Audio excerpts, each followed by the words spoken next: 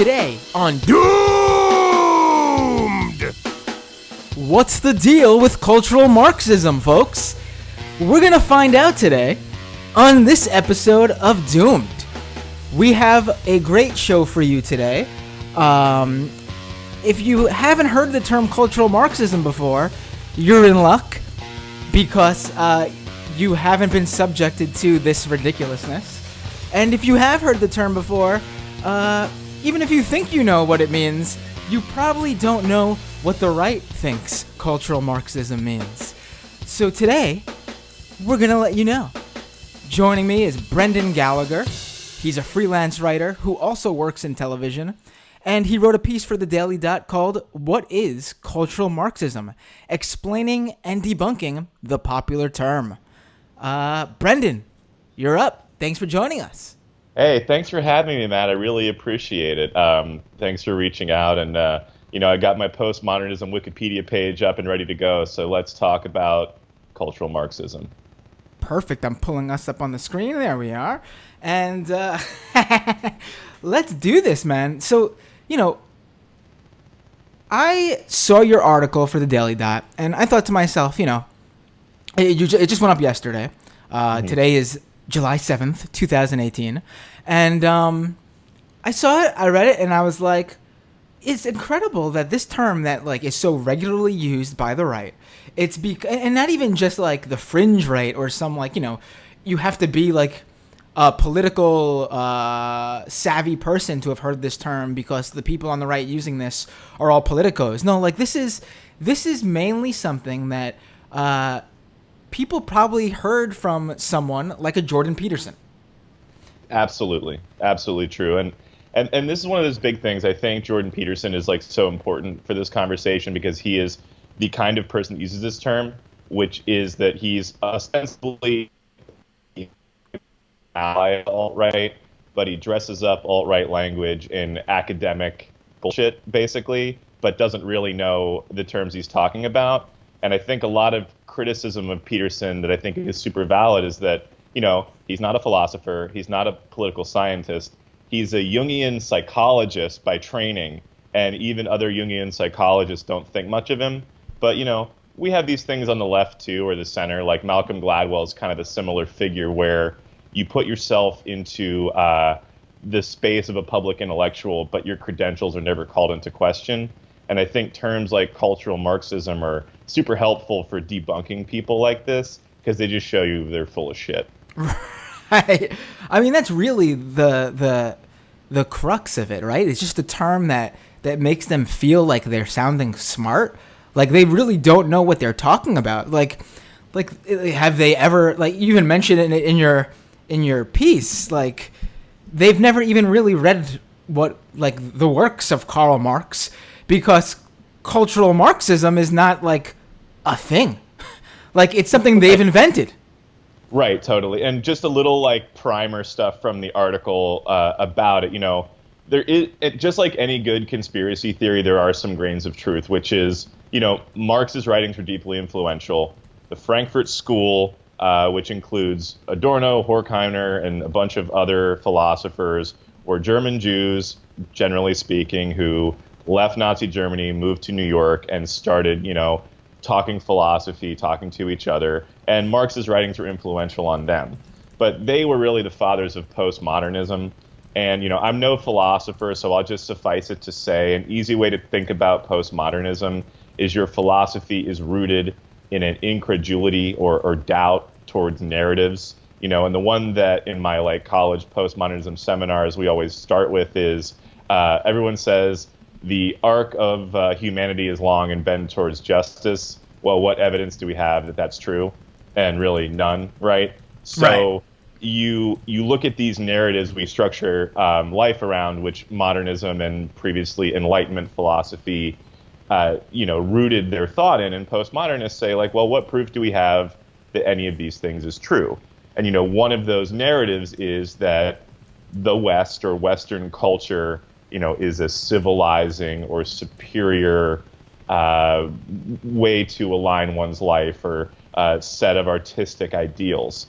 And they do cast doubt on that, and we could see a connection between that and cultural Marxism.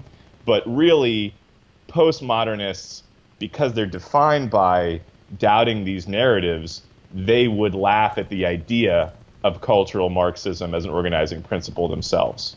Right, right. So what let's go back even like a little bit more. where did cultural this term like come from? Like where did it originate?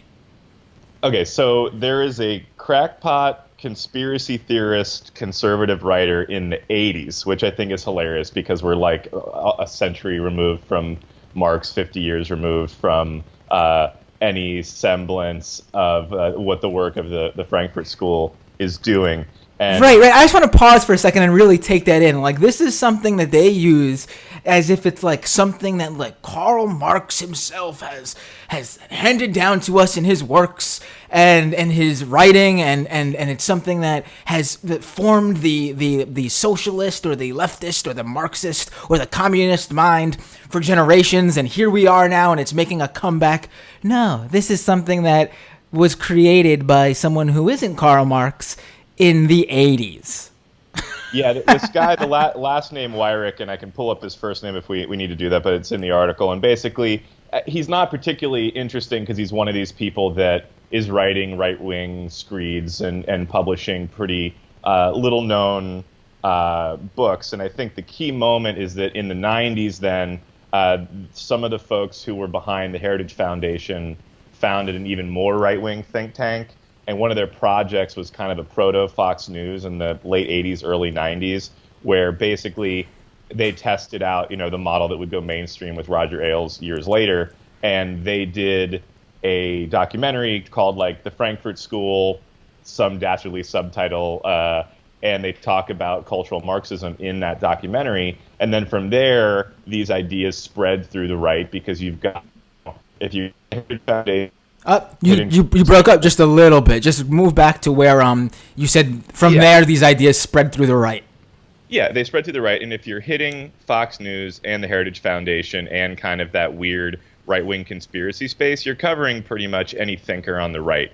And so from there, the term spread, and it was a super convenient time because, what was happening in the 80s and the 90s. Like, I would argue that a lot of strides were made in terms of civil rights, in terms of LGBTQ rights, in terms of, civil rights for black and brown folks, and women's rights. And the internet rising gave these people voices in a way they hadn't had before. So suddenly, people who were, we'll say cultural chauvinists who were used to, the gatekeepers saying only white men are going to have access to culture, that was changing. And so a convenient narrative of cultural some sort of, and the more scary thing for them is just this is the natural progression of the democratization of art and technology.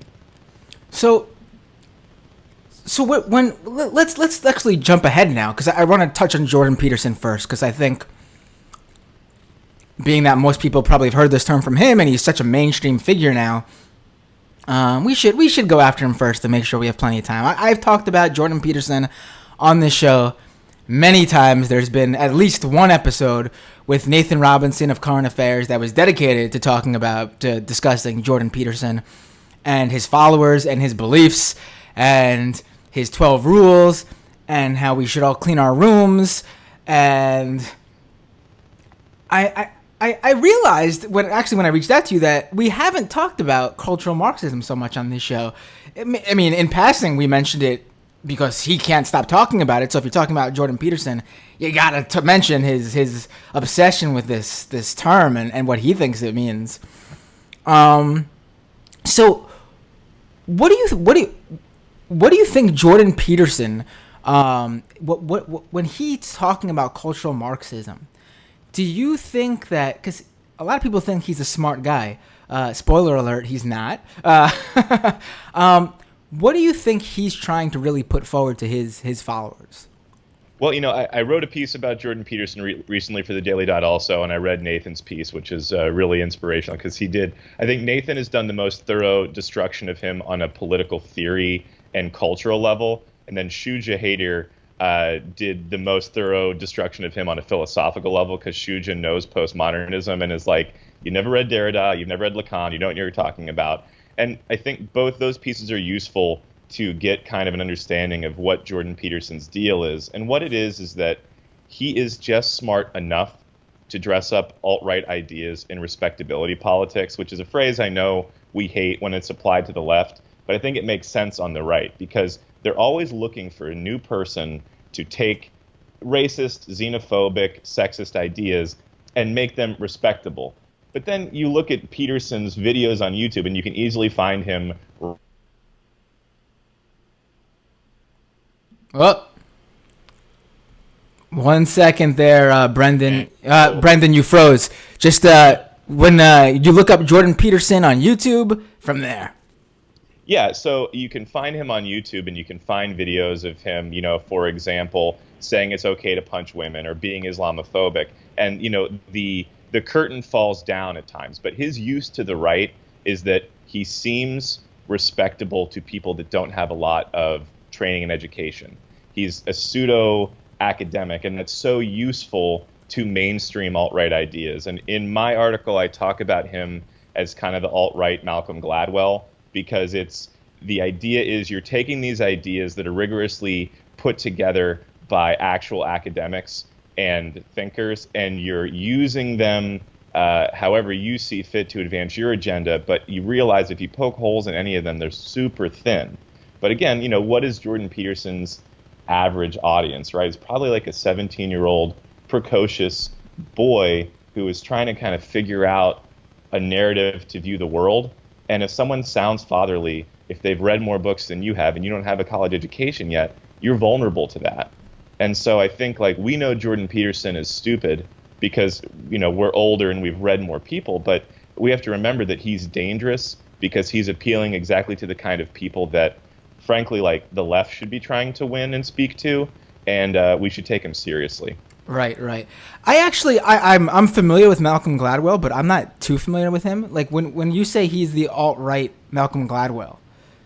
What I mean by this is Malcolm Gladwell's big thing is big narrative pop psychology stuff. So he wrote Outliers, which is right. 1,000 hours, you will become excellent at something, which that premise is pretty acceptable, right? If you work hard at something, you'll be better in it than someone who doesn't, right? But then he weaves through oh, well, the Beatles did this and this writer did that, this artist did that. And he starts to seem maybe smarter than he is. And he also did this with a book called Blink, which is basically the idea that if you're an expert, if you look at something kind of on a gut level, you might have a better, we would call intuition, but really it's through hours and hours of learning. Again, if you're an antique appraiser, you'll do better on Antiques Roadshow than a random dude. But he uses this as a way to delve into a bunch of different disciplines, which he's not an expert in, to make these best-selling books that appeal to people. And I think looking at 12 Rules for Life that way is so useful. I'm sorry, Brugman. He looks into these different, what was that? These different disciplines kind of on a superficial level and weaves them into the story he wants to tell. Right. Think that 12 Rules for Life is that, right? It's appealing to a 17-year-old because, Jordan Peterson knows about the biology of shrimp, and he knows about Jungian psychology, and he knows about philosophy, he knows about politics. He must be smart.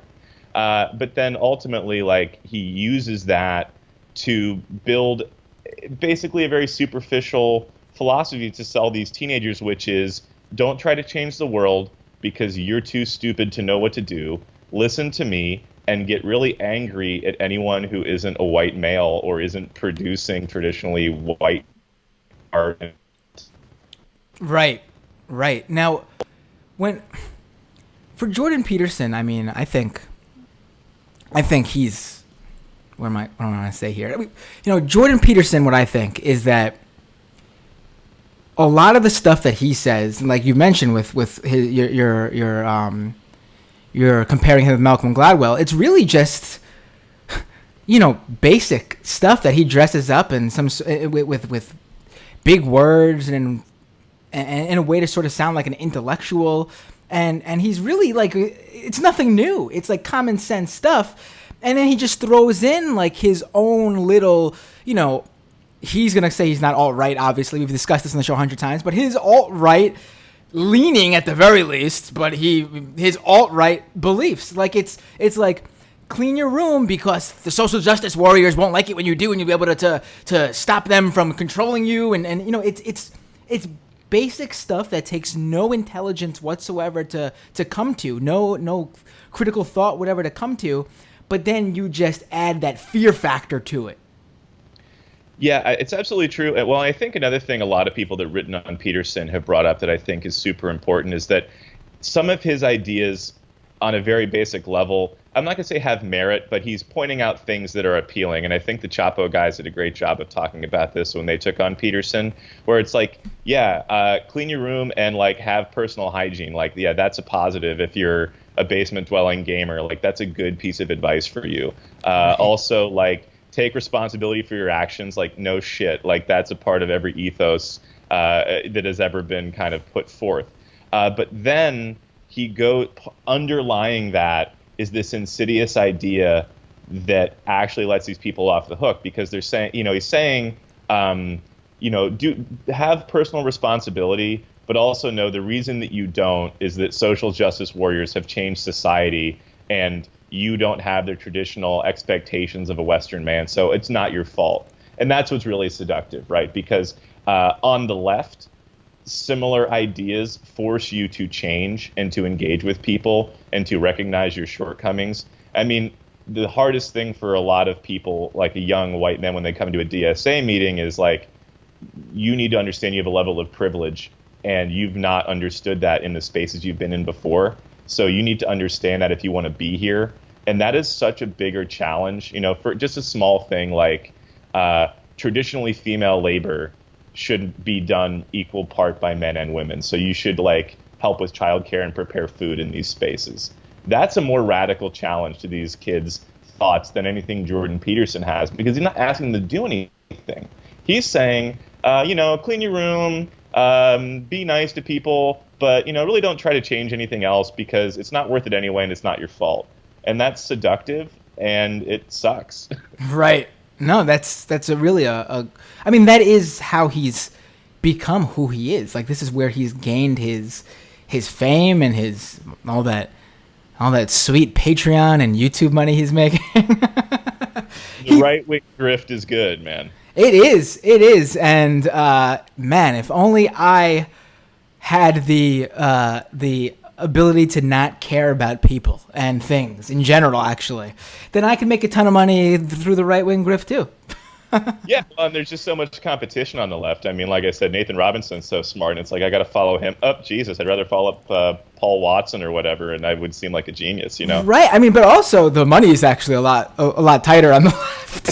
Oh, for sure. Like Dave Rubin, I would love to see the percentage of how much. I know Dave Rubin's making like what, $30,000 or $40,000 on Patreon a month. I'd love to see the percentage of that is like from small contributors compared to like the percentage of that's from like I don't know, some big right wing moneyed pockets, and then also compared that to the money he probably gets. Most certainly, I'm sure, but let's go with allegedly gets off of Patreon through the Koch brothers or something like that. Well, it's the Patreon to New York op-ed page pipeline, right? I mean, if you look into what Barry Weiss's career was prior to her newfound respectability, it's all filled with Koch brother money, and they're winning there too. I mean, it is undeniable that the Koch brothers have gotten a great return on investment. Oh, without a doubt, yeah. They got young white males all across the country who believe in all the things that the left is pushing, but for some reason have been told that their white male dominated culture is being taken away from them, and that the immigrants and the blacks and everybody else out there who isn't white men, feminists, are the reason why they're enduring hardships, and has nothing to do with capitalism and corporations and the right wing doing things to hurt the social safety net. None of that. No. What really messes me up about it, too, I was recently home, my parents' place in rural Pennsylvania, and 12 Rules is for sale in Walmart now, which is like, I can't imagine. I mean, maybe there was a time that maybe like a Noam Chomsky book snuck in, or Naomi Klein like maybe snuck into like a Barnes & Noble, but I can't imagine that kind of mainstreaming.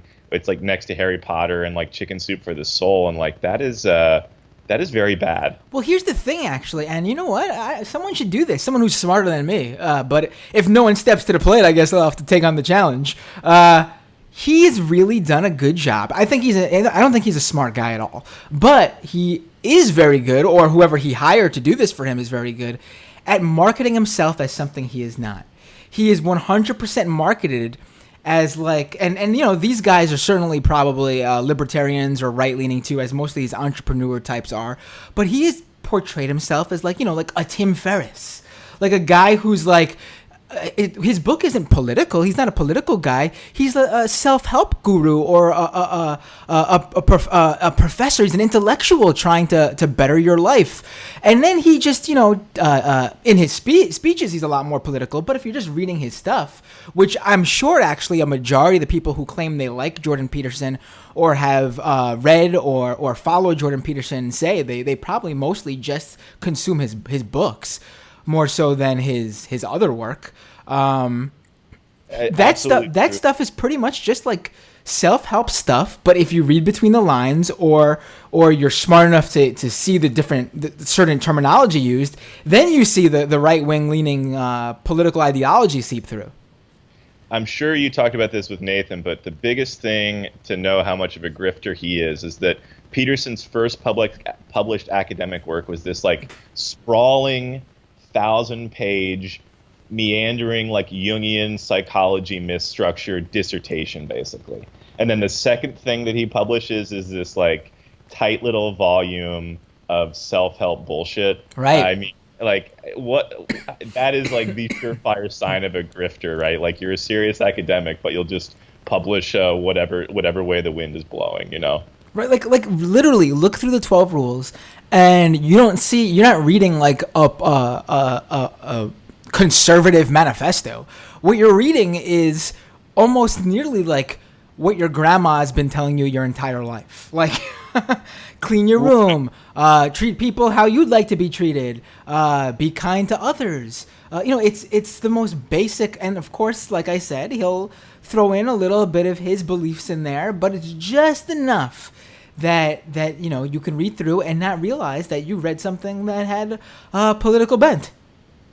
Well, you know, I think that that's a trend on the right, and I think Peterson is the best at it. But like, I don't see, you know, Milo's trick was like, look, I'm a hipster. Richard Spencer likes to put on a suit, and you know, he got the I'm the dapper Nazi profiles, and that's why it's so important to define who these people are, and that's why they love. Like when a major publication calls them alt-right, they swarm you. I mean, the headline in the Peterson piece I wrote was like the professor of the alt-right or something to that effect.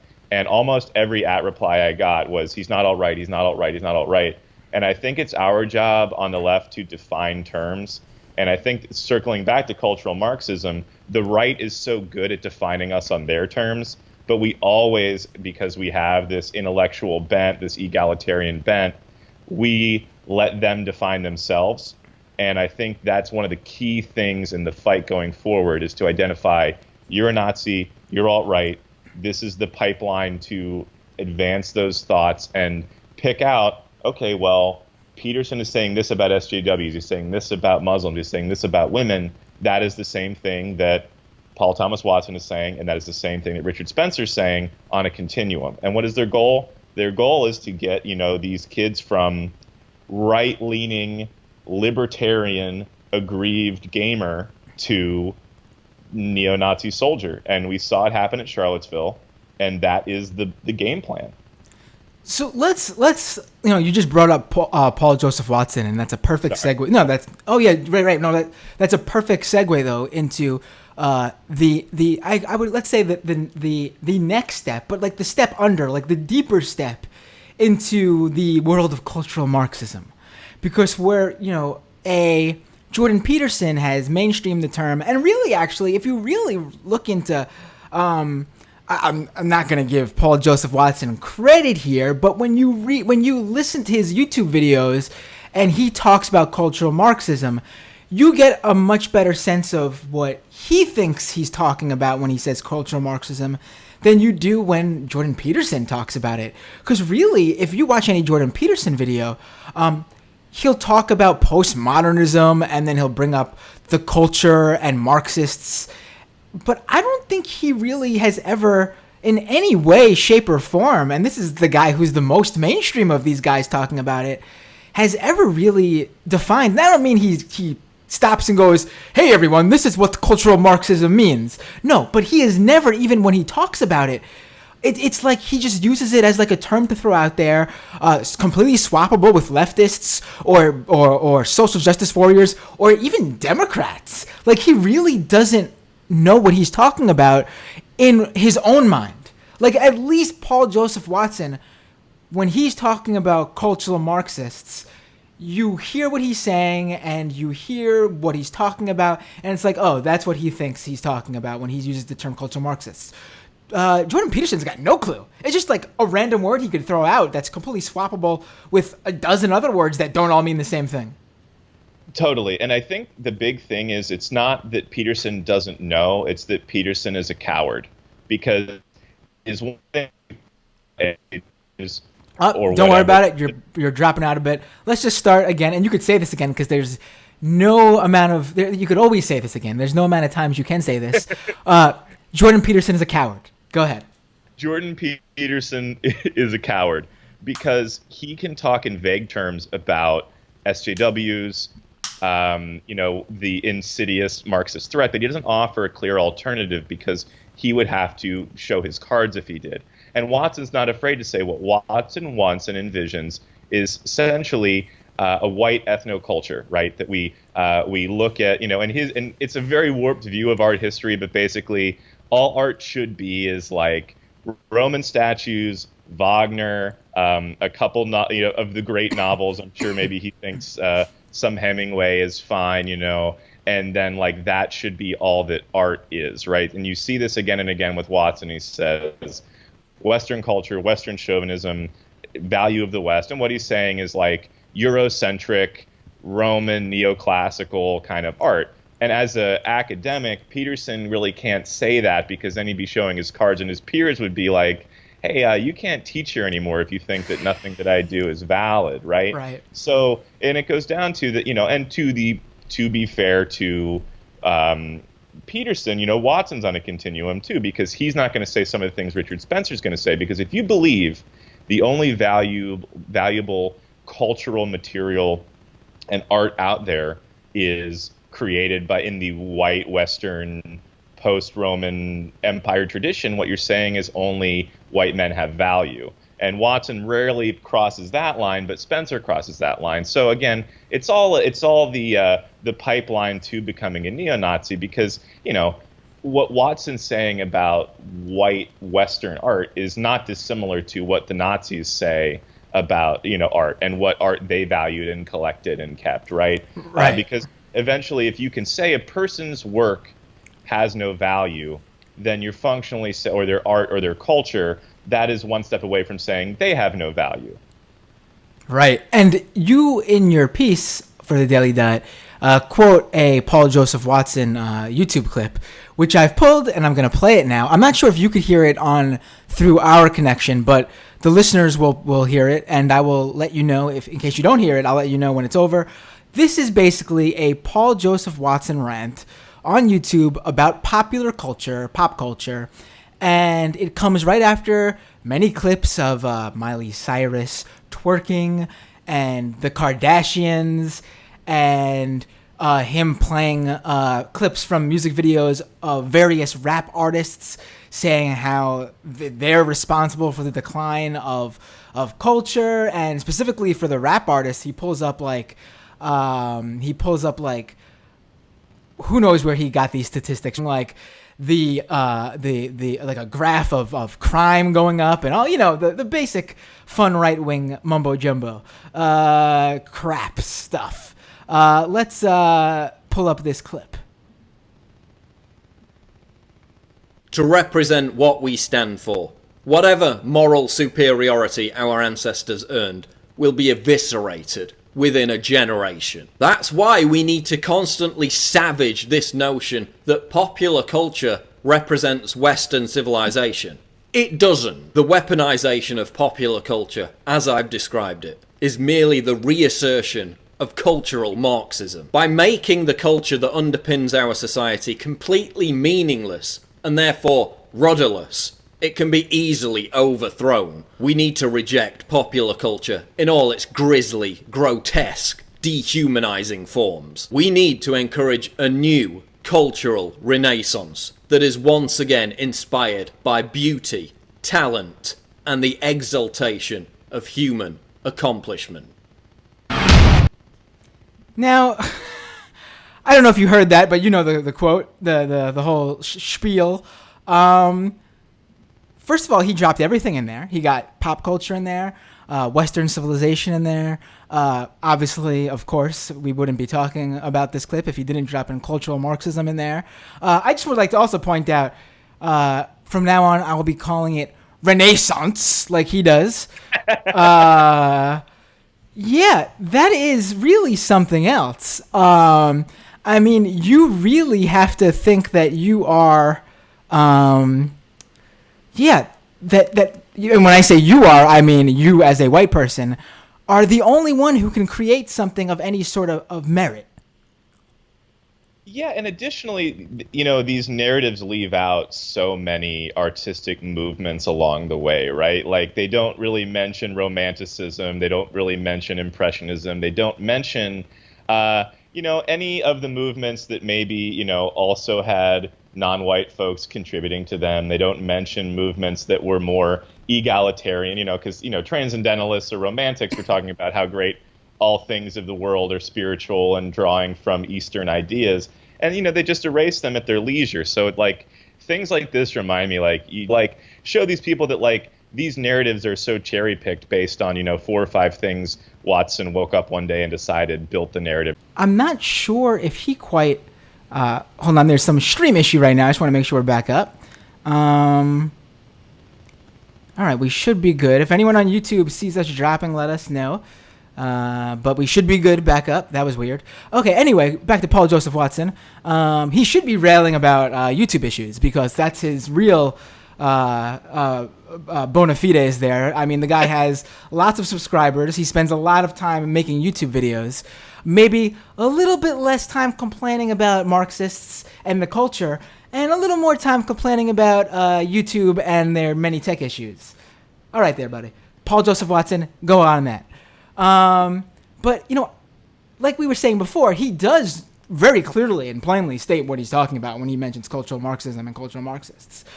But for me, they still don't, and maybe this is going back again to where the term comes from, because, for me, where does what does this have to do with Marx?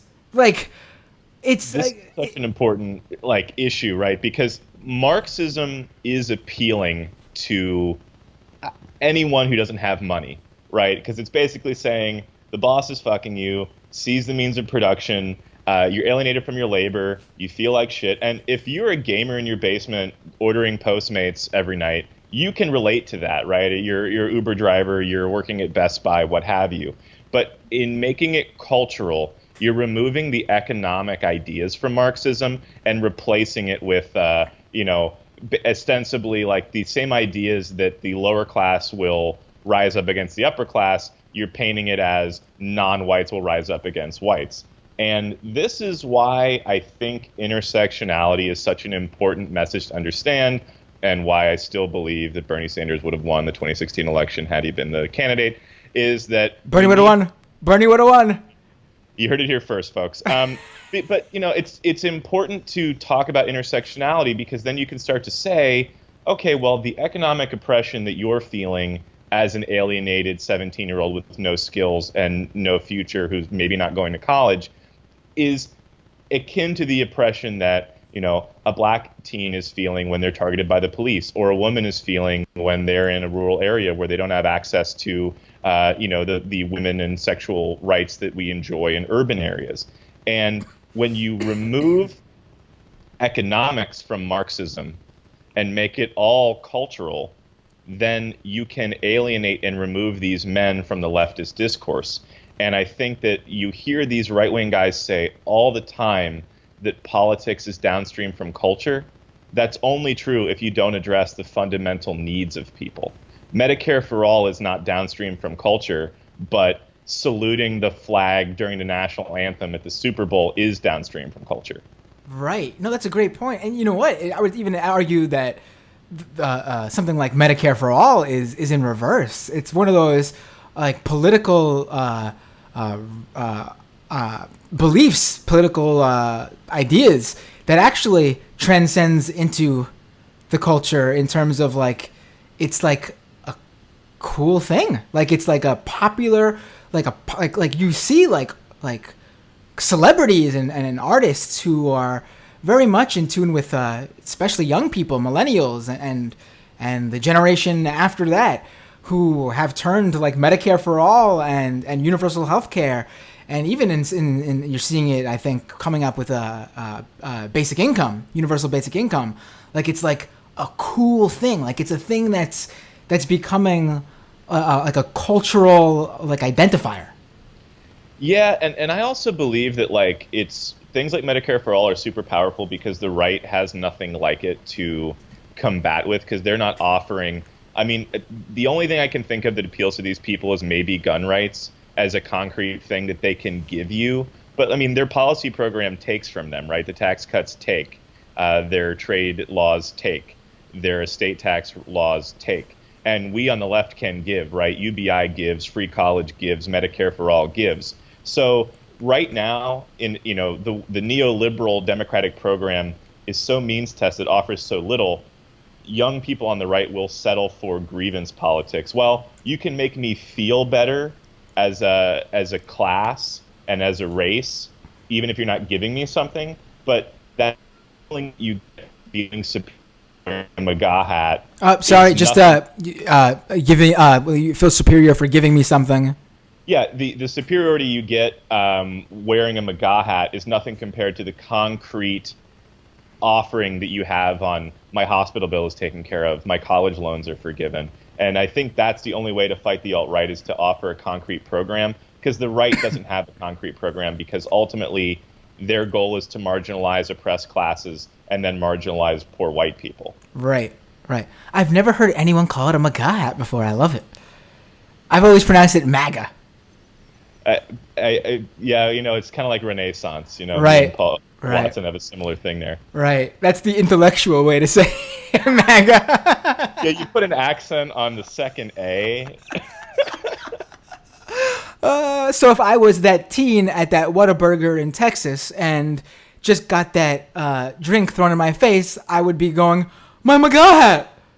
No, my MAGA hat! Which, by the way, someone pointed it out online. I once had someone literally as like a serious, like it was one of those funny tweets that's absolutely serious, like with a political point. I should really pull up who said it, but I will attempt to while I tell it. I literally have had my car stolen, and like this tweet says in their joke about it, and literally the police have told me that there's nothing they could do about it. Here we go. It's from at Jurassic NPS. In brackets, your car is stolen. Cops. We'll see what we can do, but in all honesty, most cases like this go unresolved. We just don't have the manpower to track down every stolen item that gets reported. Also cops. And this is a link to the story that the guy who took the MAGA hat from that kid and threw the drink in his face has been arrested. A robbery task force detective found your MAGA hat, sir. Like, it's unbelievable that, like, this guy was, like... He's being charged with felony robbery for stealing a fucking $30 hat. The cops are really luxuriating in that Trump endorsement, man. They are really just taking the gloves off. I mean, the J20 guys, and the J20 thing, obviously a much bigger act of civil disobedience than taking someone's hat, but they are related in this way. They just got the charges cleared yesterday. Every single one. Not a single conviction on any of those. What was it? Was it 100? It was more than that, I think. 100 something. I think there were like a dozen journalists alone that they, cattled, and the way that they did the arrests were illegal because they were just basically arresting everyone in a confined area. I mean, it's insane, but they just don't care because they know that the worst that's going to happen is people go free and they get a slap on the wrist, and at best they'll get some political dissidents to throw in prison for 4 or 8 years, I guess. Right. A couple episodes ago, I had Kelly Weil from the Daily Beast on, and she was covering the J20 cases. And when I had her on, it was just after a bunch of the cases got thrown out because the police were citing video by Project Veritas. That was their proof. Heard about that. James O'Keefe video, highly edited, obviously edited in a way that makes it untrue. Video from James O'Keefe, someone who is notoriously known for doing this type of stuff, was presented as evidence by the prosecution, by the government. I mean, if you don't think the cops are on the side of the right, but at this point, you got to read more, because we see this time and again. And I mean, there was the alt-right rally up in Portland, I think a week or so ago. They had a space for the alt-right guys to do their thing. They antagonized the left. Cops separated the groups on the left and opened the door so that the alt-right could attack a smaller group of leftists. Like, you see this again and again, and the cops are not our friends at this current moment in time. I don't know that they ever are, from a Marxist perspective, but yeah, it's bad out there, and it's gonna get worse, I think. Right. No, I do. Every time people on this show have heard me say this time and time again. To try to have an optimistic point of view, I always say that everything the Trump administration is doing, even the Supreme Court stuff, if the Democrats want to actually be offensive about it when they take power again, can be, for the most part, reversed. But it is this cultural brainwashing, the propaganda, the cultural Marxism beating that they're doing to these younger white men who still for a long time will hold this strong percentage wise, at least when it comes to who gets out there to vote. Those are the people that we will have to fight to get to unbrainwash, to get. That's where the real problem will lie once the Trump issues are removed from the White House. The other Trump issues will remain. Yeah, I think that's absolutely true, and I think that there is a illusion on the mainstream left or liberal circles that Republicans are going to die off and that it's, racist hillbillies. The demographics don't bear that out. Republicans live in wealthy suburbs. There are many young Republicans, and many people in Silicon Valley are economically conservative and only, marginally to the left on social issues. Their future for the Republican Party looks like Paul Watson and Jordan Peterson's acolytes mixed with Peter Thiel's acolytes. And that is a constituency that is not going anywhere. And right. Should we be able to win any election in the future? I mean, we should have won this one too.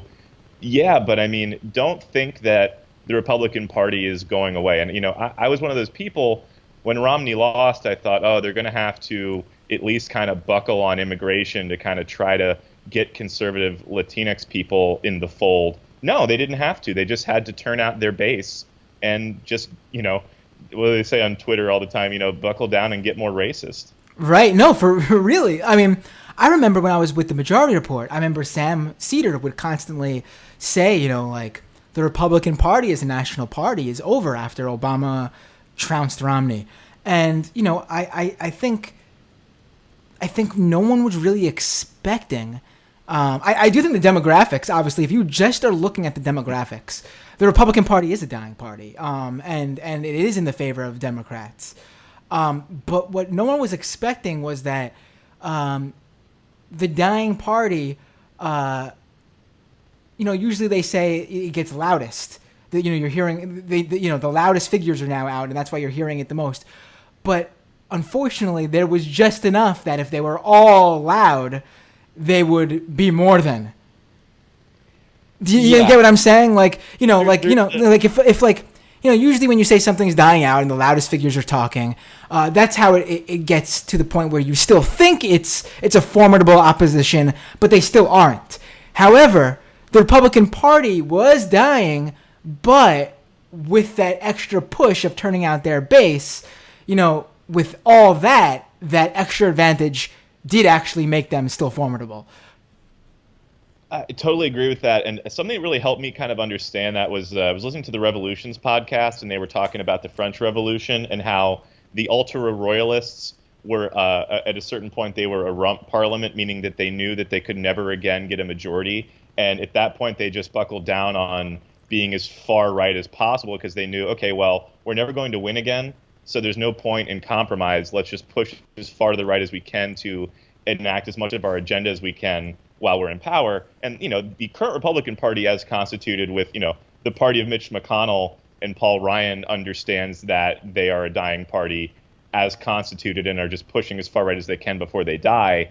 But the two things can be true. One, all of the old rascal driving retirement community, Fox News, Glenn Beck, survivalist Republicans are dying, but that does not mean that there can't be a new party of Silicon Valley gamer Pepe Republicans that replace them.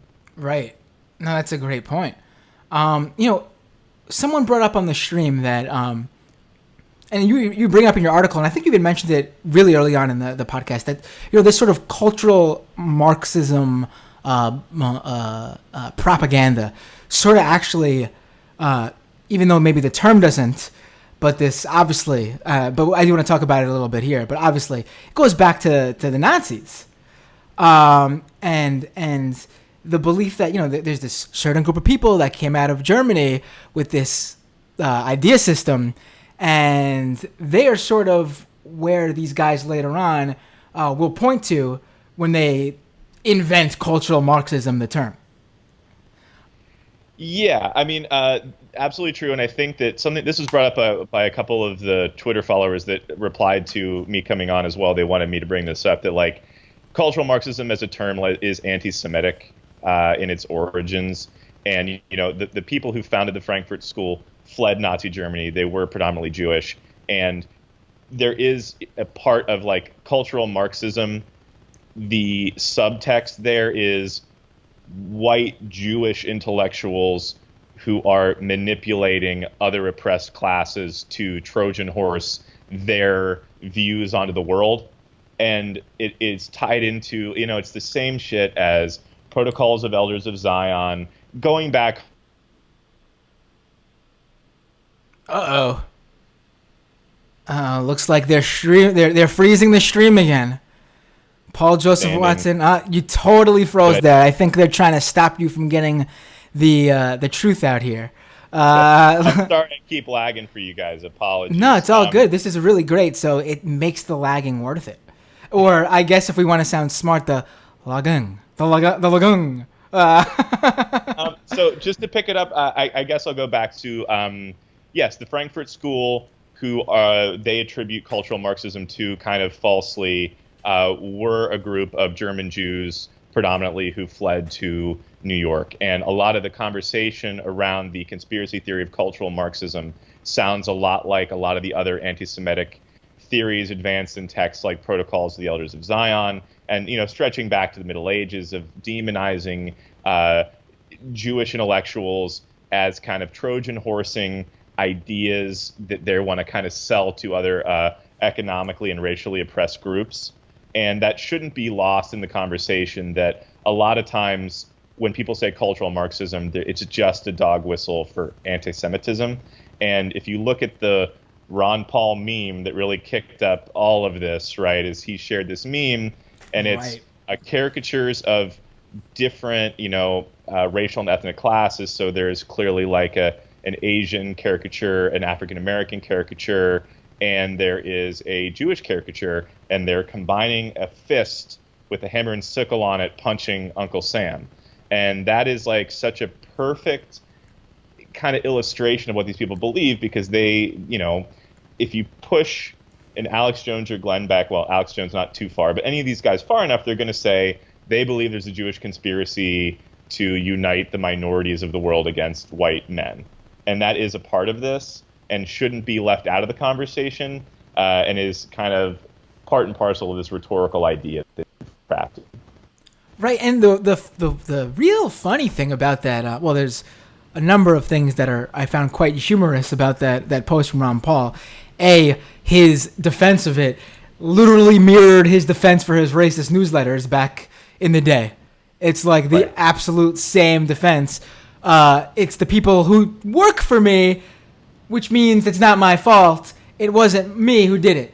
Weirdly enough, Ron Paul, throughout many, many decades, has always found the right people to hire to mistakenly post this stuff. Really weird, really weird. And listen, I'm someone who, like, in 2008 was young. I was just getting out of college. I wasn't a Paul guy in terms of, like, one of those Ron Paul revolution people.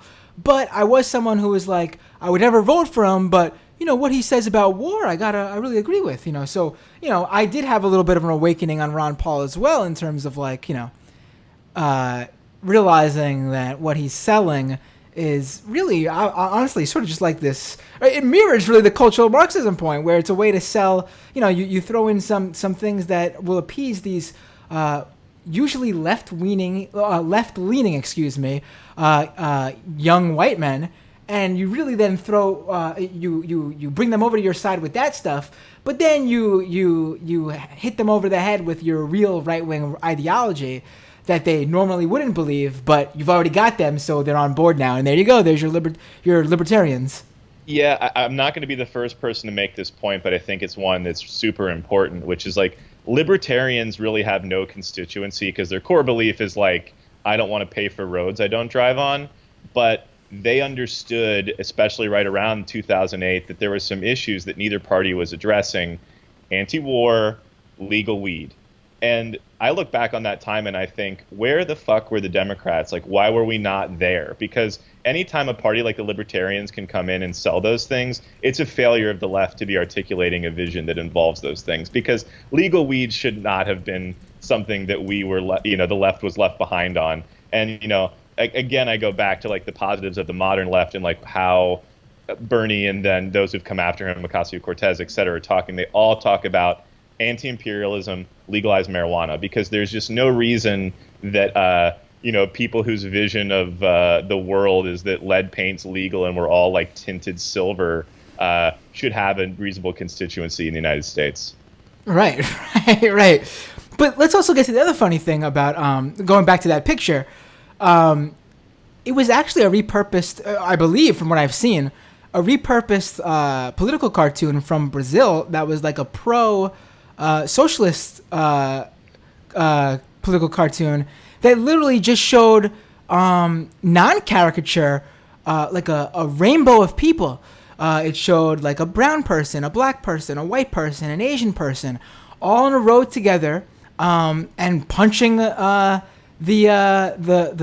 Uncle Sam image, and the thing that was on their fist was just like socialism or something like that.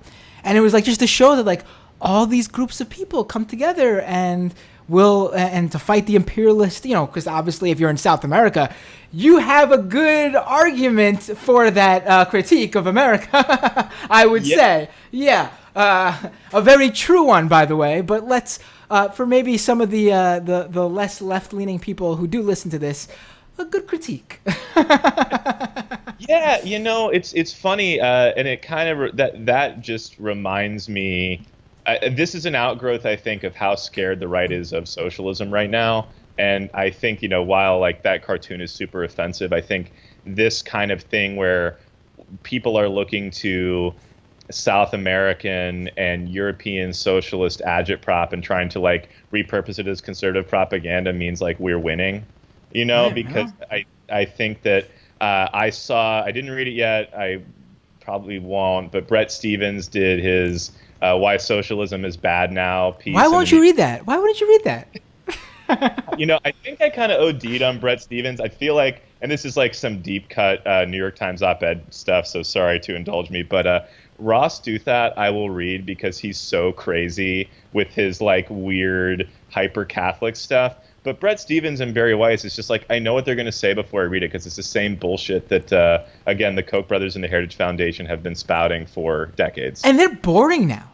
Like, they're not in any sort of way they're not even saying anything that, like, there's so many figures out there now who, like, I read to figure out like what the right is pushing now, who are they're more entertaining in terms of what they're saying.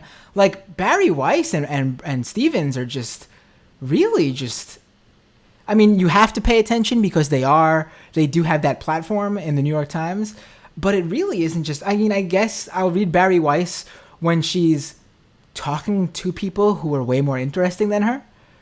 But like that intellectual dark web article was great because not because it said anything good, but because it really gave me the whole roster of people to go after.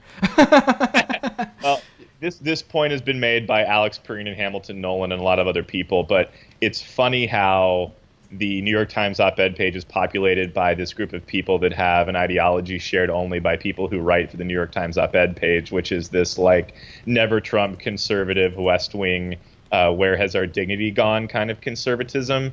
And, you know, no one believes that. All the real political movers sucked it up and voted for Trump because they knew where their constituency was and where their power lie. So it's just like, wait, you broke up right after where the constituency for Trump. Yeah, the constituency for Trump was there, and they knew where they had to vote, and so it's not even really worth reading Stevens or Barry Weiss because they live or David Brooks because they live in an imaginary world that only speaks to like 15 other people in their Panera in Northern Virginia or whatever. No, for really, and I mean, it's amazing just how the New York Times kowtows to these people. Like, they just recently I think they just signed on Michelle Alexander, which is like, holy shit, which is great. She is great. They're listening to us, But it's about time, right? Yeah. And I mean, Michelle Goldberg's pretty good too, and clearly, like, we're getting somewhere by writing the same op-ed in our blogs all the time, how much their op-ed page sucks and they're out of touch. But, I guess for a long time, like, I thought that it was that, they want to maintain the rational center and they don't want to cede any ground to the left. So the Post and the Times let the right have column space to keep themselves as the paper of record. They should be in the middle of the American discourse. But now I just think that their editors are hostile to socialism and they would rather neoliberalism crumble around them than change. I don't know what you think, but that's a couple possibilities. No, I think that hits the nail on the head. There's probably a few other. It's probably not just one, but yeah, that's definitely a main driving factor. Yeah, I think we have really, one thing I want to, I guess, leave with is that the term cultural Marxism, as I mentioned earlier, has really been just, for the most part with these guys, just another buzzword like social justice warrior, and Venezuela. Like, do any of them even, like, it wouldn't shock me if they didn't know what Venezuela was actually. If some of them just see other people going, yeah, but Venezuela, and they think it was like some event or something, or just a city or something, like not knowing that. Well, how many of them could even point to Venezuela on a map? Like, it's really just another buzzword for these guys. And I guess my question for you is, to leave off here, is that I guess it's sort of twofold. A, do you think these guys will ever come to terms really with cultural Marxism as one thing? Like, will they ever agree with what they're talking about? And then B, do you think that that there is an opportunity there to separate what actual Marxism is from what these guys are throwing out there? And, some of these people who are not the true believers, if they can be taken out of that world using that. Yeah, I think to answer kind of both of those questions, like, the most important thing in political discourse is to define our terms. I mean, the thing I see all the time on Twitter is someone mentions neoliberalism in a very reasonable critique, and then someone replies them who's like, has a Roman statue avatar and is like, define neoliberalism, and the person can't do it.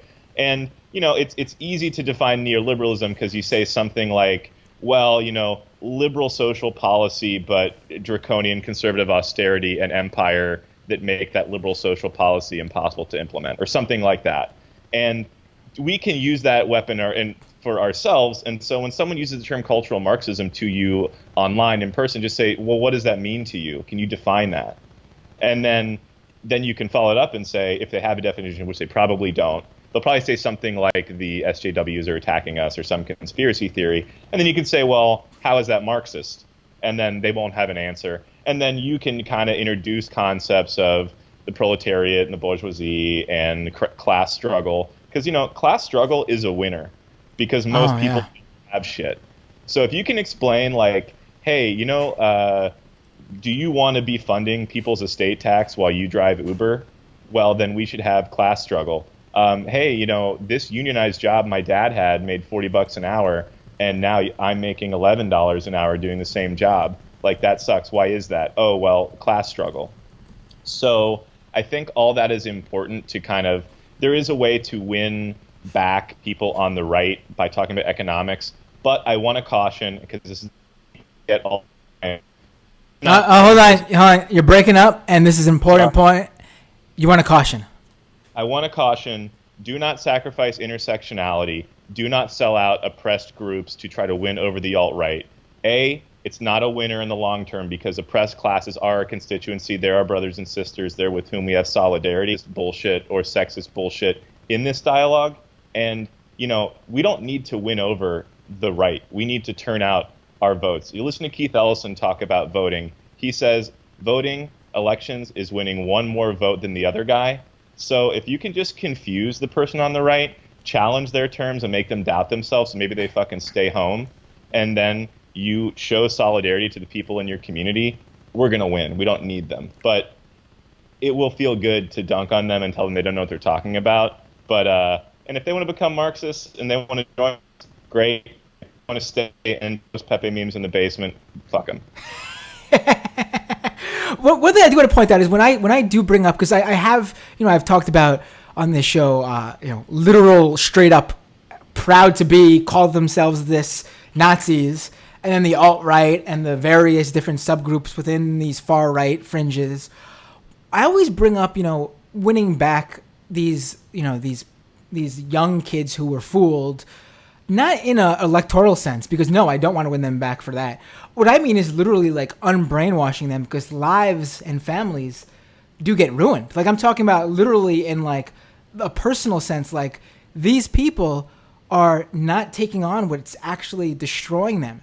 And if they're not the true believers, then their kids, their families are going to go down with them, and these people will die, and they will be poor, and they will not have health care, and they will not have money. And that's when I bring that up. That's what I say. In terms of electoral politics, if our policies don't win them, our policies that help everybody don't win them over, then fuck them. Absolutely. I totally agree. And I'll share like a little anecdote that a buddy of mine in DSA, who's a labor organizer, shared with me that I really found useful in terms of like, who do you try to win back?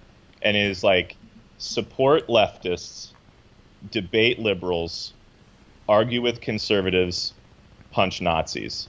And so when you're figuring out how you can win back one of these, 19, 20-year-old Proud Boys, are they really a conservative who's flirting with Nazi ideology, who's open to your viewpoints and still isn't fully formed intellectually? Or are they Sig Heiling in the town square with tiki torches? If they've gone that far, discourse is probably not worth your time. Right. And honestly, like, if you're in their family or you are a mental health professional, I mean, it's mental illness at that point, functionally. And, like, you don't owe that to the world, in my view, to try to debate and dialogue with a Nazi. But to your point, if it's someone on Reddit, on Twitter, kind of starting to identify with these things because they feel alienated and they feel like they don't have anywhere else to go, then you like buying them a drink, talking to them, replying on Twitter could be useful. And that's a privilege that, I have as a white guy. They may listen to me and dialogue with me on those things.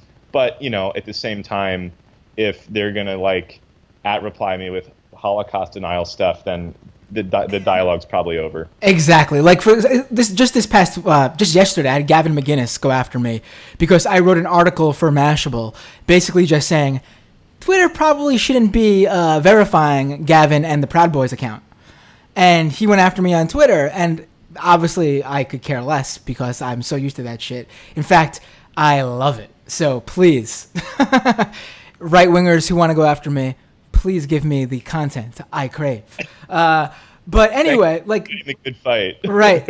Gavin is not someone I would obviously want to try to convince. But like you said, some like young kid just out of high school or just out of college who doesn't really have a full ideology formed or anything, who just falls into this shit. That's someone who, you can probably help, maybe. But also your point, I know I said we're almost done about 10 minutes ago, but you brought up this great point. Do you have time, by the way, or you have to? No, I'm totally cool. Good. I'm here as long as you want to be. You brought up intersectionality, and I have said on this show, I feel like recently, actually, especially with talking about Alexandria Ocasio-Cortez, we as leftists, and I'm saying this point again, but you brought up a new point that I haven't thought about. We as leftists are the true intersectional ones. Because we are the ones who don't see one, like it's class, it's race, it's all the things on the same level. You can't have one without the other. They need to come together as a package, or you're not going to win. Period. You're not a leftist. Get out of here. But we often find liberals telling us that we're the ones prioritizing the white working class, and we don't care about race, and we complain about identity politics. Which is a whole nother conversation. But you brought up how, really it is liberals who actually have that critique.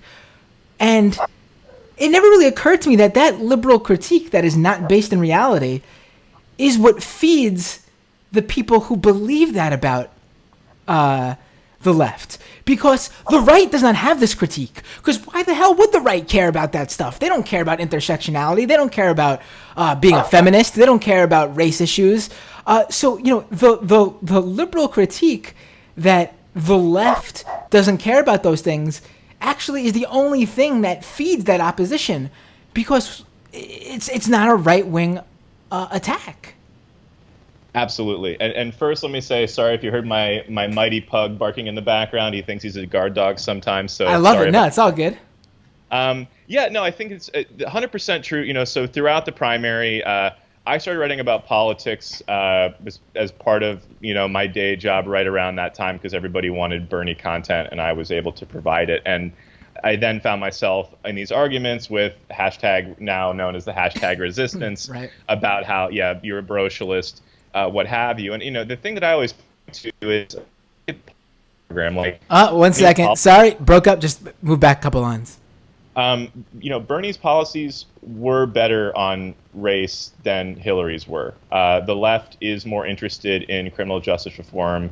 The left has, we want to abolish ICE. Like, we're better on the issues. But, they do have a point to some extent in that if we put white men in the most of the leadership roles, that is still a problem, even if we are advocating intersectionality. And look, I love Chapo, I love Bernie, but if you look at DSA's national strategy, we're putting up women of color anywhere that we can to show that we can walk the walk. Because it's one thing to say we want Medicare for all, we want free college, and these are positions that appeal to people of color in other communities and to women.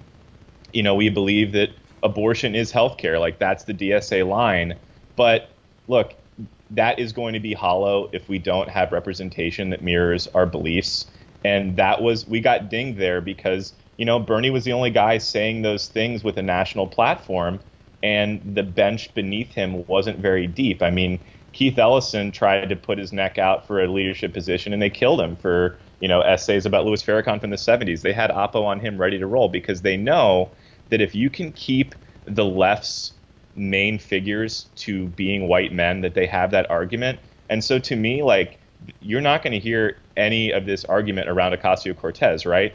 So just, like, ignore them, elect women and people of color and put them up and let them be our spokespeople for these issues because they're the ones affected by it. And like, for me, and it's funny being on a podcast where I'm the guest talking, but like in public spaces or like at protests, I just try to not be the guy talking. Right. No, listen, everyone's got something, their expertise, and I think they should without a doubt speak on it. And I invited you on the show, so there. No, but I absolutely agree. And I think it's important actually to note that it's not only like the DSA or any other organizations like putting forward these people. Like, no, these women of color and people of color who are already part of these organizations have decided on their own to do these things. Like, they are saying, like, I have the support of these groups, I believe in these groups, and I, as a woman of color or a person of color, I'm going to take this step and do this now with this backing. So I think this is really, it's really great to see. Yeah, 100% agree with that. And I guess like the last thing I would say on that topic is like, what can we do as leftists is any space we're in, if that's a physical meeting space or it's on Twitter or it's on, the podcasts that we listen to, the essays we write, how can we make those spaces safer for and more appealing to people of color and women and female identifying folks or non-binary folks, and how can we include them in the conversation? And I think that the brochureless thing is going to take care of itself if we really think about that, because our policies are going to win. We just need to communicate them in a way that makes sense, because all that the Democratic Party has currently is what they call identity politics, but really it's empty promises to these groups that they haven't fulfilled. Right. I've always said it's identity politics in bad faith, because everything is identity politics. That's why I think the whole argument that the left doesn't believe in identity politics is ridiculous. No, we are against identity politics used against us in bad faith. If there's a black woman who is fighting for the things that we all as leftists believe in, which there are plenty, we fully 100% support them, many times more than someone who isn't a person of color who believes in these things, because we understand that extra experience is that extra positive, that extra beneficial factor to that specific person. But if you're going to tell us that Bernie Sanders, if it comes down to like Bernie Sanders and a Kamala Harris, we need to vote for Harris, who without a doubt is not anywhere near as left as Bernie on a slew of issues, then that's using identity politics in bad faith. Well, and you can tell that they don't mean that shit, because if we ran someone like Ocasio-Cortez for president, they would probably run an old white man or woman, and they would say, well, our candidate is more experienced, and so we want to go with what's tried and true. And if we run Bernie again and they run Kirsten Gillibrand, well, we want a younger, fresher voice, and maybe we've heard from Bernie this. And you can tell they don't really believe in any of the shit they say, because their arguments, the Neera Tandons and Peter Dow's getting better, but Neera Tandon, Tom Watson, their argument just, the target shifts with every person they're talking about, because like you said, it's identity politics in service of, the Center for American Progress or whoever's lining their pockets, The hilarious thing is the Peter Dow. Wow, it's amazing to watch. Really, I mean, the guy's completely jumped. It's I won't complain, but I do watch with caution. I'm not so sure about it. Look, I've been thinking a lot about this. I have a piece coming out at Daily Dot, which is, the headline is basically celebrity politicians are good. And, folks in the DSA are very worried now, because now we're getting a big profile and we're seeing enforcement from the best faith. And, I look at it like, look, we got to go prime time at some point. Right. And if now is the time, we just have to do our best to navigate those waters. But if we can't get 50% of the votes, we're never going to win. So it's really pleasant to exist in this perfect hermetically sealed bubble where everything is the way we would like it to be, and is a perfectly leftist space. And I'm not saying compromise our beliefs, but we're going to have to let some people in the tent, and we don't need to peel off Trump supporters, but we are going to need some Hillary people to vote with us, in 2020. Oh, right, for sure. I always make the distinction that there is most people who are Hillary supporters, but they understand that the fight they're now up against and that things need to shift. And that's the difference between those people and then the still with her people who want to live like, who want to go back to the day where Obama was still president and Hillary still had a chance running. And Hillary was the chosen one or whatever. Like, that's not what we should be aiming for. And I think those people are not, they're very small. What are they, the 8%ers they're called or whatever? Well, yeah. But then another thing I want to bring up. I'm sorry, go ahead before I... No, I was just going to add that those people aren't really political anyway, so they're not worth time. Right. Another thing I want to bring up when you mentioned, the whole young people thing is another thing I often see that's so weird to me because, a lot of the people who don't like Bernie say we need someone younger, a fresh face. But the young people chose their guy, and their guy was the old white socialist. Like, what are you talking about? Like, you mean you care about just the one young person who is a politician over the needs of the many young people who are saying, no, we want this guy who is the old guy because he believes what we believe? Like, it's always such a bizarre thing. Like, no, if you truly want to give young people the platform, then let them choose who they want to choose, and you guys should roll with it this time instead of constantly undermining who they want. And if their guy just happens to be the old white socialist, then that's just who they chose. And I just want to add, too, young people of color overwhelmingly supported Bernie as well. Absolutely true. And, and I mentioned DSA a lot because disclosure, I'm in DSA Los Angeles and our labor committee, so it's my frame of reference for organizing. But when you go to a DSA meeting, the stereotype is everyone is either 28 or 80. And I think that, that is really what the socialist constituency is. Because remember, pre-boomer, there was a lot of socialism in America. There are people who are maybe, on the older edge of the boomer generation, the last percentage of the greatest generation, quote unquote, they remember Eugene Debs and those ideas, that were still really kicking around in American life. And so the natural constituency for socialism that I've seen is, people over 75 and people under 35.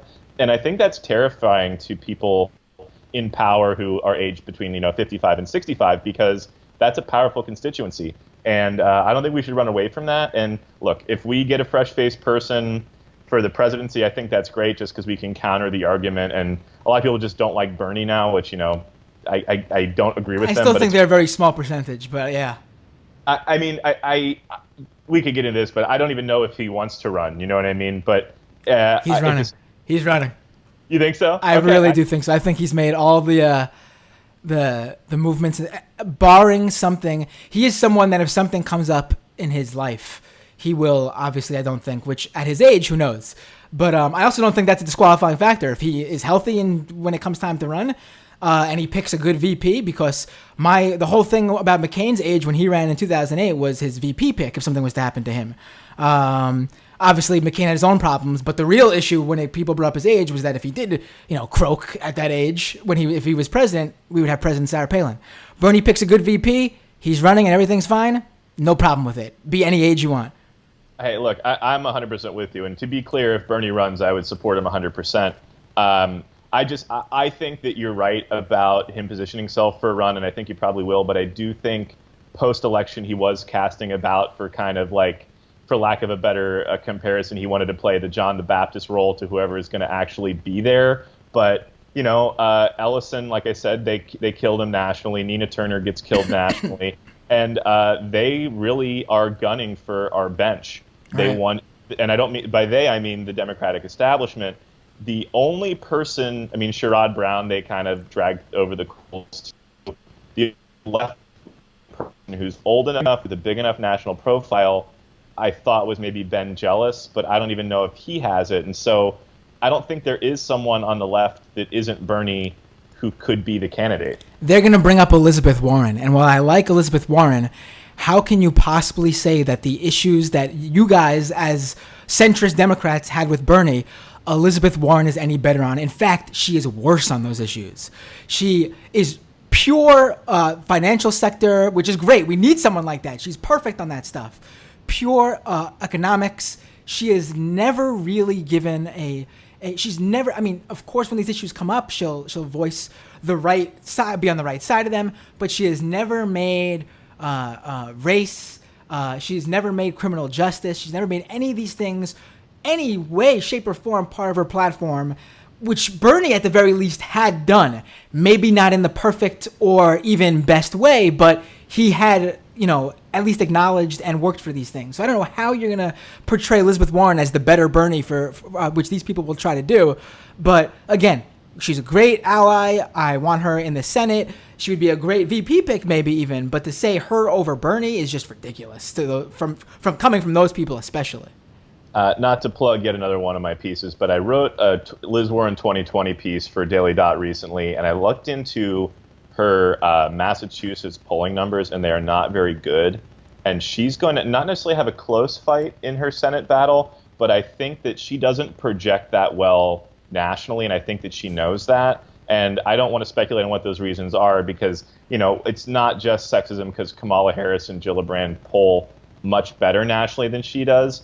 And I don't think that she's interested in running, and I don't think she's setting herself up in the same ways. And I would look at like these big national events that you see Gillibrand, Harris, Booker, and Bernie at or commenting on. Warren doesn't, and she's really focusing more locally and more on her financial bread and butter stuff. So if you were going to put Vegas odds down, I would bet Liz Warren does not even enter the primary race in 2020. Yeah, she also really hasn't given any sort of like a signal that she even wants it. Like never. She's never really. So yeah. I think I've held you for a really long time, and I really appreciate you staying on. This has really been great. I could probably go on for even longer, actually. There's actually a couple more points I could make. And interestingly enough, I want to also bring up that I was watching the World Cup game before this, and I was thinking, and I was looking over some notes I had for this, and the World Cup game was between Sweden and England, and looking at the other games and how South America has completely been knocked out of the World Cup at this stage. And it's like, man, this is a terrible time to talk about cultural Marxism and bring up these guys who believe that like Euro-centralist stuff is the way to go and how the Europeans do everything better. Like, man, this is horrible. I was like, what's up, South America? How could you do this to me? How could you get knocked out so early in the World Cup? This is your guys' thing. You guys are really good at soccer, football. Yeah, and politics, if not downstream from culture, is definitely downstream from sports. Right.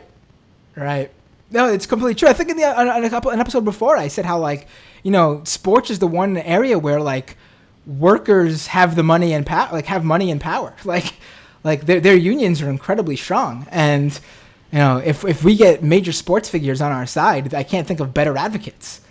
And a lot of them are on our side, but a lot of them just need to, I guess.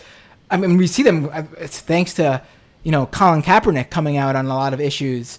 But the more the merrier. Get as many professional athletes to be as vocal for leftist and progressive ideals as possible. I mean, Kaepernick is one of, if not the most important social justice voice in America because, the reason that people where I'm from hate him so much is they're forcing them to think about the issues he's bringing up on their holy Sunday football day, and there's no amount of media money you could spend to get that kind of exposure to Black Lives Matter than what Colin Kaepernick has done simply by kneeling, and he's a hero. Right. All right, Brenden Gallagher, freelance writer who also works in TV. The piece is What is Cultural Marxism? Explaining and Debunking the Popular Term. It's at dailydot.com. And, mentioning your celebrity thing that you brought up. Here in New York, Cynthia Nixon, who I am trying to help win, she is a perfect example of a celebrity who is extremely on the left. And, of course, we should be... these people who are celebrities who can advocate for our beliefs on that level. I even with like we just said with the sports figures, can't think of a more opportune, at the very least, moment to take advantage of. Besides, obviously, they should win. We want them to win. So yeah, definitely. All right, Brenden, thanks so much. have a good weekend. Hey, you too, Matt. Thanks for having me. This was a pleasure, and I'll come back anytime. Cool. All right. Take care. Take care. All right, everybody. That is the show for today.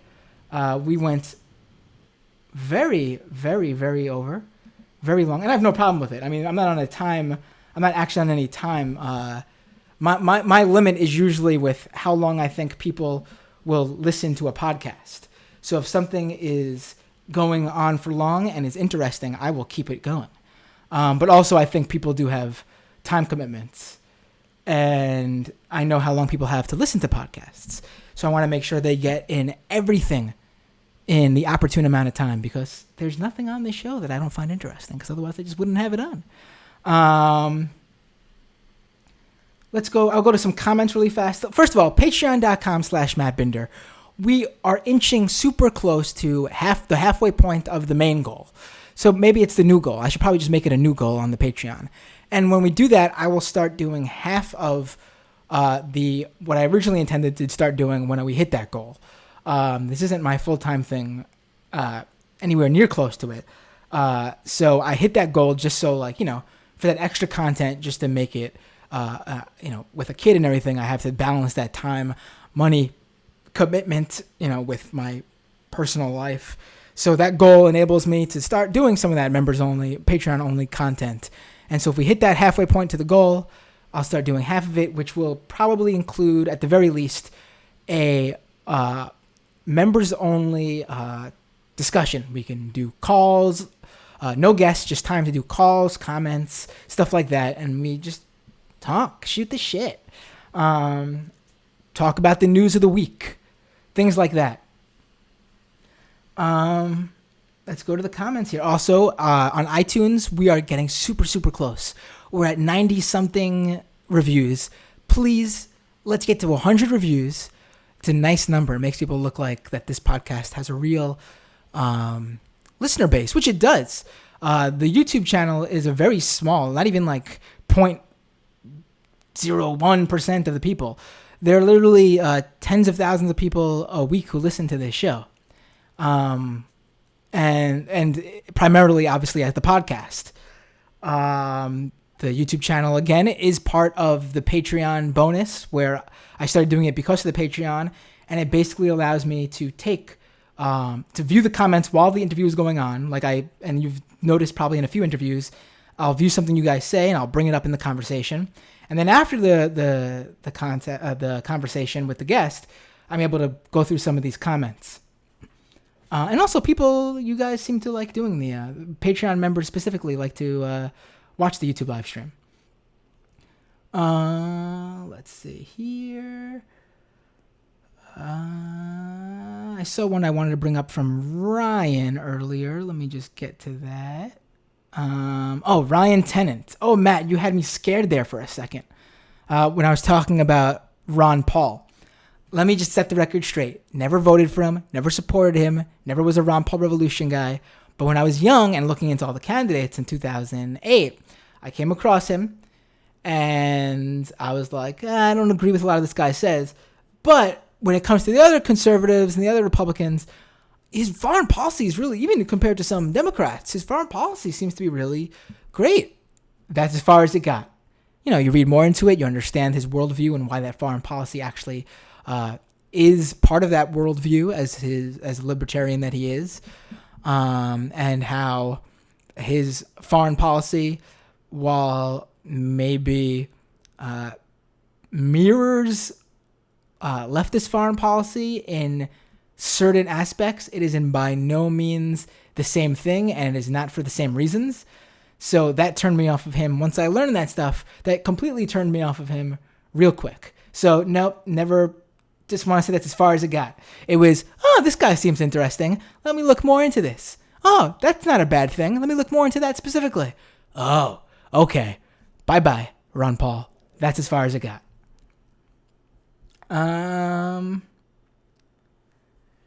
Yeah, Ryan continued with, haha, thanks for saying the record straight, Matt. Yeah, I can't think of anything worse than somehow being associated with Ron Paul.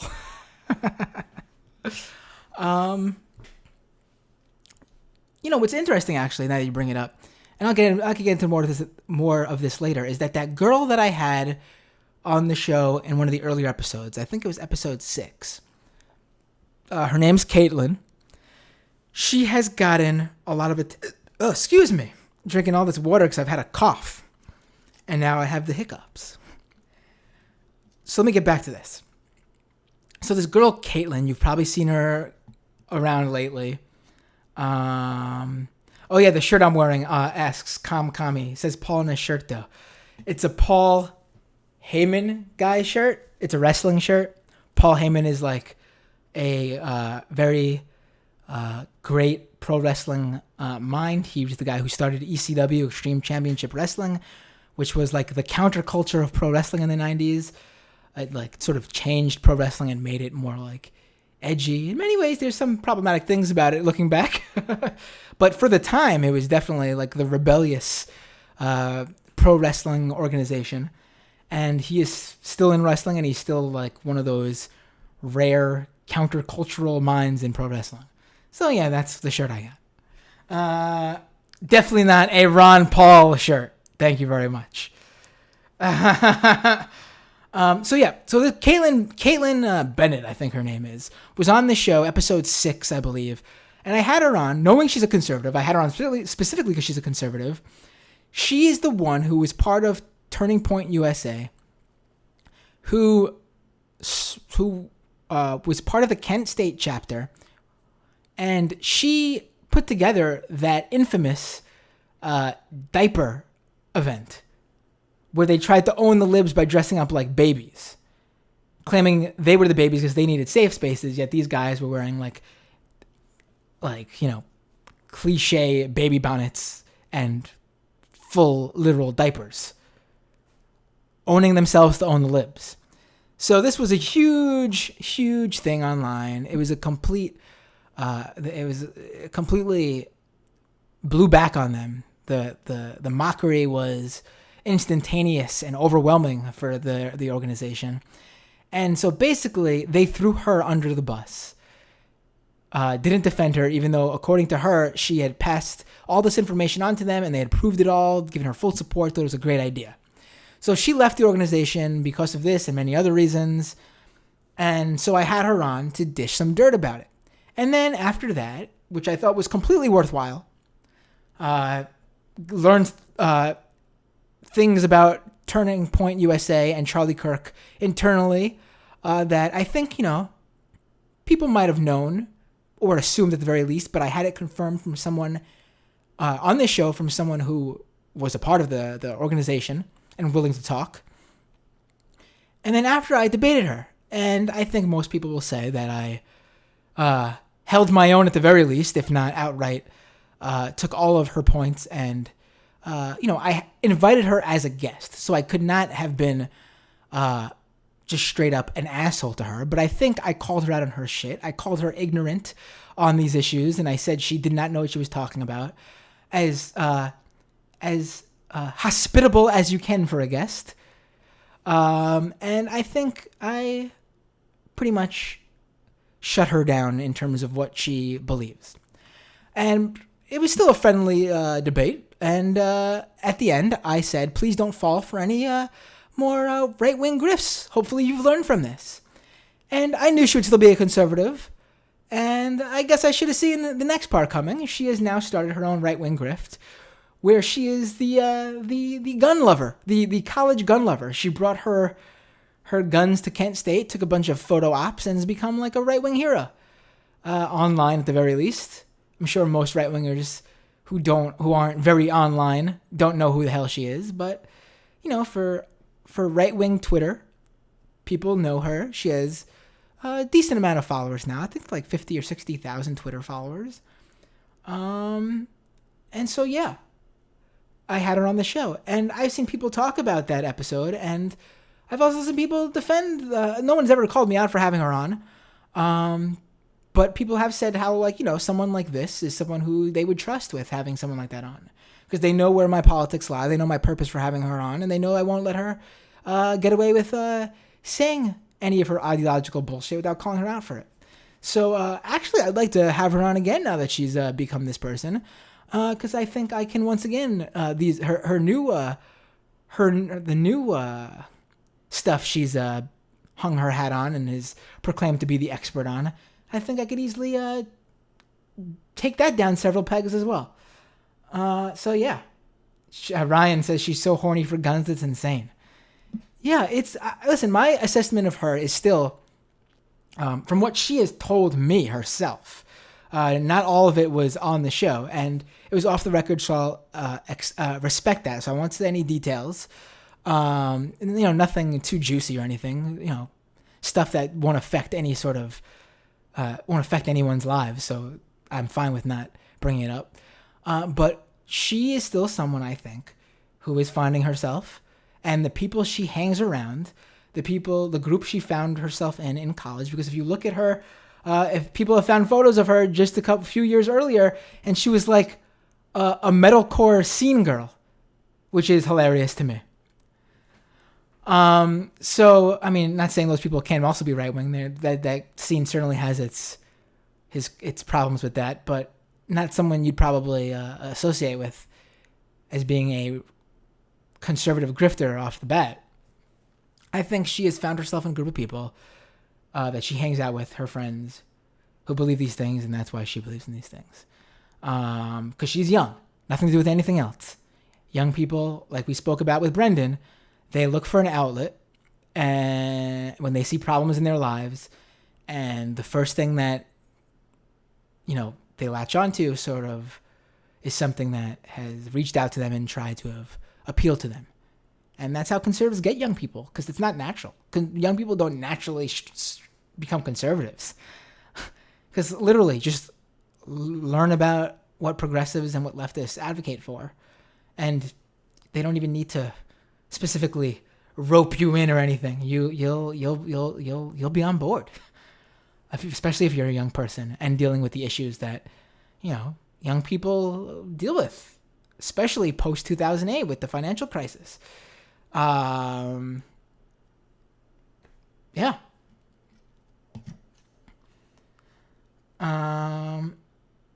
Kami with a great point. All the emo girls grew up to be Nazi. All emo boys grew up to be Antifa. I will say, actually, that is something I've noticed, that people in that scene, and I you guys all know I'm been in the punk scene for a long time, and I've been a fan of a lot of the music in those other sub-scenes that grew out of punk rock. Have a lot of friends who were in those different scenes throughout high school and college. It did seem like a lot of the people in the emo and scene core type scene in high school and college, a lot of the guys became more liberal and a lot of the girls became more conservative. It's an interesting something something I may have noticed but not outright until Kami really said that.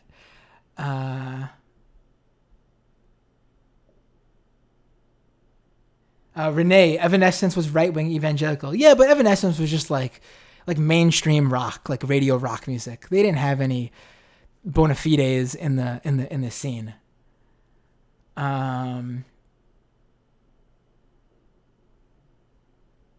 Let's see what else. Renee, yeah, start your own grift. That's what she did. She started her own grift. Jesse Cool. Wasn't Paul Heyman a major exploiter of his wrestlers? This is what happened with ECW was notorious for actually not paying its workers. But here's the deal.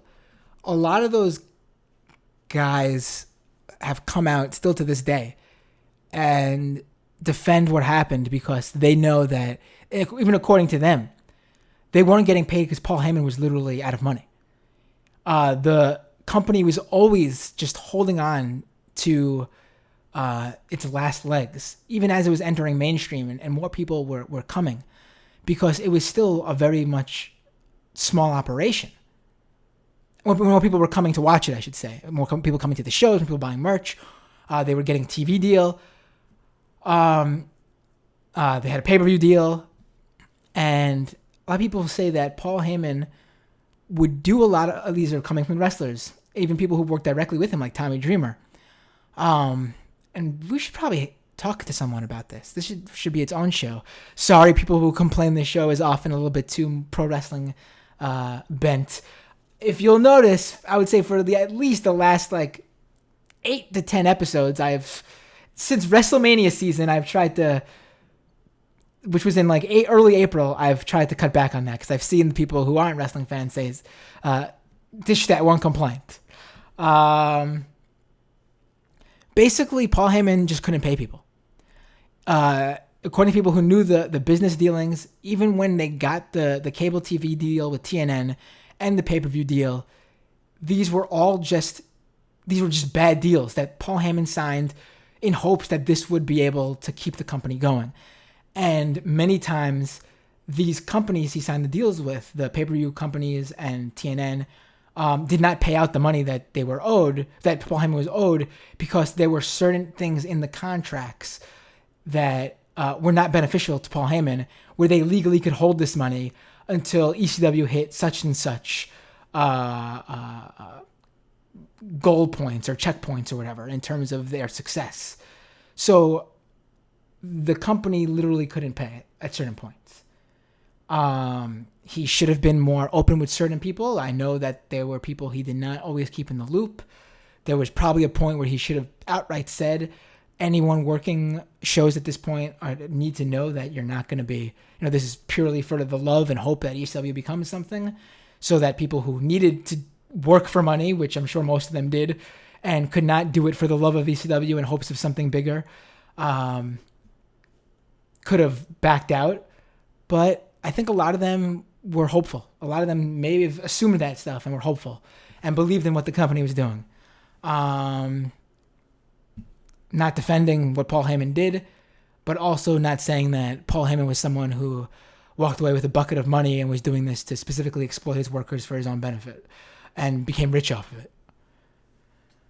Renee, ECW should have been a worker-owned co-op. Yeah, that would have been great. I don't know how that would have... Listen, I think now is a perfect time for that. Wrestling, especially the independent wrestling scene, has gotten to the point where a lot of wrestlers are finding it's sustainable as a full-time job, where in the late 90s, early 2000s, there was not that strong independent scene.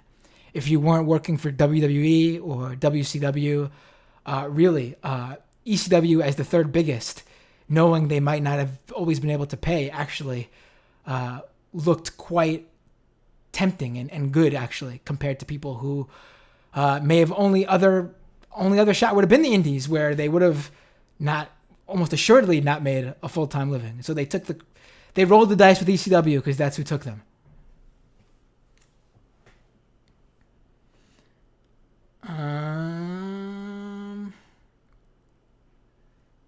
Blah, blah, blah asks if we talk about real wrestling or play wrestling. It's pro wrestling. Pro wrestling is the form of wrestling that is predetermined. Yeah. Kami, I couldn't be a conservative talking head. I wouldn't know how to dog whistle. I can either be a socialist or full-on Trumpian moron.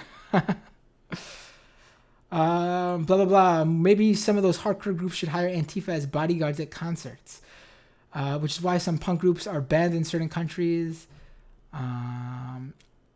because there's a collection of punk rock and anarchy groups in places like Indonesia. Ryan with the final comment. Renee says, I like Mexican wrestling. Lucha Libre is the term, it's Spanish for pro wrestling, but it's also, Lucha Libre is, in pro wrestling speak, the term for that specific style of wrestling that originated in Mexico. And there's great organizations that are still in Mexico. The major pro wrestling countries where pro wrestling is big, there are huge businesses and huge fan bases of pro wrestling, is the U.S., Mexico, and Japan. And on a smaller scale, mostly based on how many wrestlers come out of this country, Canada. There are major pro wrestling organizations, full-on pro wrestling businesses that make a lot of money in the U.S., Mexico, and Japan. And those are the big wrestling countries. What was I going to say? Sunnyman, Brenden Gallagher claims the Frankfurt School was an incubator for Pomo, but they actually critiqued Pomo directly. I'm sorry, what's Pomo? Pomo. I'm tired, and maybe I should know this.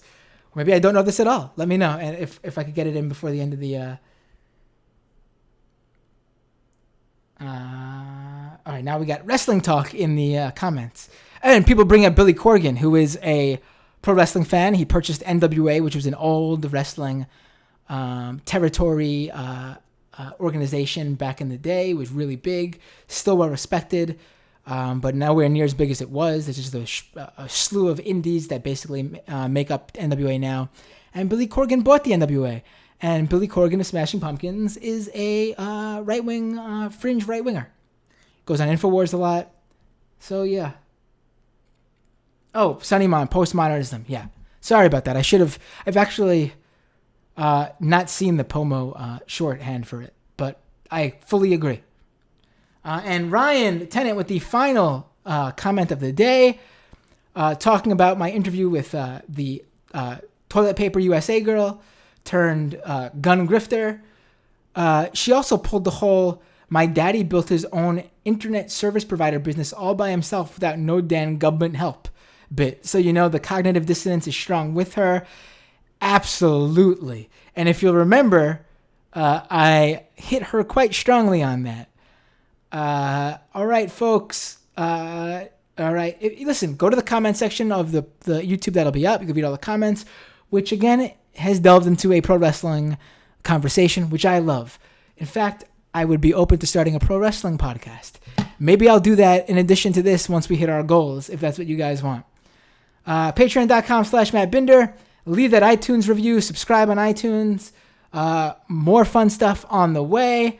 See you all guys on the next episode of Doomed. Bye.